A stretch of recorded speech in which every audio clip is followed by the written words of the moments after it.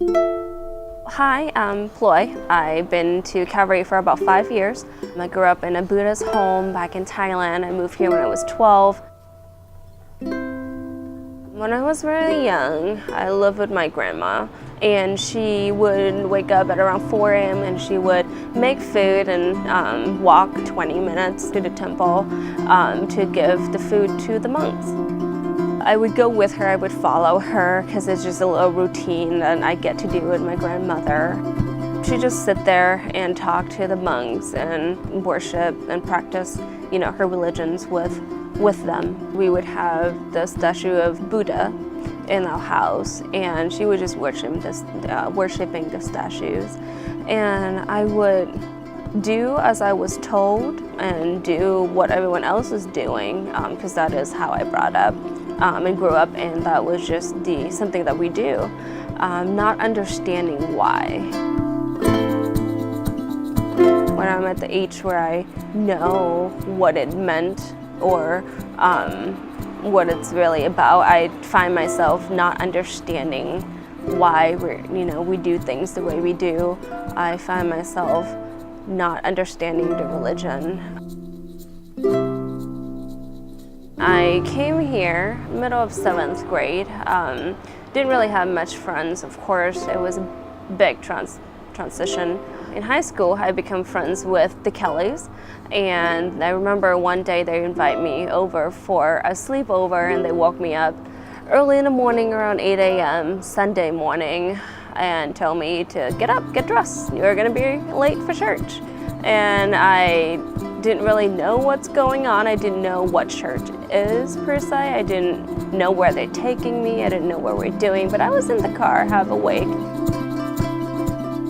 They dropped us off at the upper room, the 4 of us kids. I remember walking in there, it was just crazy. The leaders were just being loud, and there were people running around everywhere, and that was my first time experiencing church.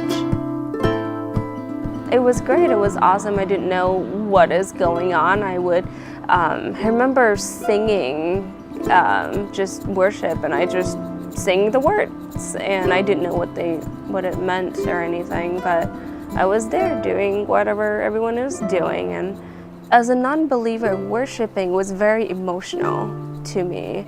I knew that I was feeling all the words that was sang, all the praise that we sang. Everyone around me was just really into it, and it's not that it is what everyone else is doing. It's become more real. It's become personal. Shane was teaching, just following along with the Bible. And I didn't know Jesus, of course, when I was younger. So coming to youth group, so I started learning about him, and I started understanding. I learned the gospel, and around 17, I accepted Christ.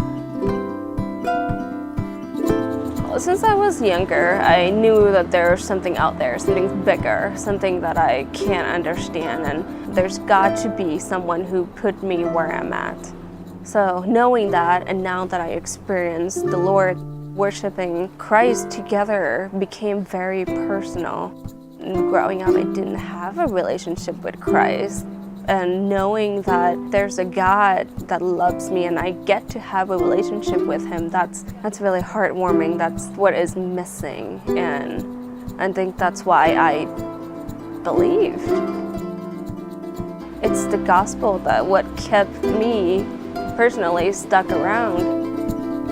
The most important thing that we can do is preach the gospel. We can love, but without the gospel, we can't be saved.